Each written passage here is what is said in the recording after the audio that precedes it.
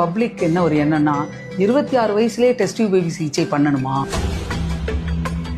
நேத்து ஒரு 36 வயது பெண்ணு இன்ஃபர்டிலிட்டி ட்ரீட்மெண்ட்டுக்காக என்கிட்ட வந்திருந்தாங்க. எனக்கு அவங்கள பார்த்து ஒரே ஆச்சரியம். ஏன்னா 10 வருஷத்துக்கு முன்னாடி அவங்க 26 வயசா இருக்கும் போதே என்கிட்ட வந்துட்டாங்க. அப்ப அவங்களுக்கு இவாலுவேஷன்ல வந்து பைலேட்ரல் டியூபல் பிளாக்னு நாங்க டயக்னோஸ் பண்ணிருக்கோம். பைலேட்ரல் டியூபல் பிளாக்கு என்ன ட்ரீட்மெண்ட் சொன்னாக்கா ஐவிஎஃப் தான் ட்ரீட்மெண்ட். இந்த சஜஷனை நாங்க 10 வருஷத்துக்கு முன்னாடி அவங்க கிட்ட சொன்ன போது அவங்க அதுக்கப்புறம் எங்க கிட்ட வரல. நான் கேட்டேன், இந்த 10 வருஷத்துல நீங்க என்ன பண்ணுனீங்கன்னு கேட்கும்போது அவங்க சொல்றாங்க, பரிகாரம் எல்லாம் நிறைய பண்ணணும், கோயில்கள்ல எல்லா சிகிச்சைகளும் பார்த்தோம், ஹோமியோபதி ட்ரீட்மெண்ட் பார்த்தோம், சித்த வைத்தியம் பார்த்தோம், ஆனா இதுவரை இன்னும் குழந்தை நிக்கலாமான்ட்டு. எனக்கு அவங்கள பார்த்தா ரொம்ப கஷ்டமா இருந்துச்சு. ஏன்னா அவங்க வந்து they have lost their golden time. ஏன் சொல்றேன்னா, பெண்ணுக்கு வந்து அந்த ரீப்ரொடக்டிவ் ஃபங்க்ஷனை பொறுத்த வரைக்கும் வயது வரம்பு இருக்கு. 21 இருந்து அந்த 31 வரைக்கும் நல்லா அவங்களுக்கு கருமுட்டை உருவாகும். அந்த கருமுட்டை நல்ல குவாலிட்டியா இருக்கும், குழந்தையும் கிடைக்கிறதுக்கு நிறைய வாய்ப்பு இருக்கும். வயதாகிதான் டெஸ்ட் டியூப் பேபி சிகிச்சை செய்யணுங்கிறது வந்து ஒரு மிக மிக தவறான அபிப்பிராயம். ஏன்னா குறையை கண்டுபிடிச்சிட்டு அந்த குறைக்கு தகுந்த வைத்தியம் பார்க்கும்போது தான் அந்த குழந்தையின்மை பிரச்சனைக்கான தீர்வு உடனே கிடைக்கும்.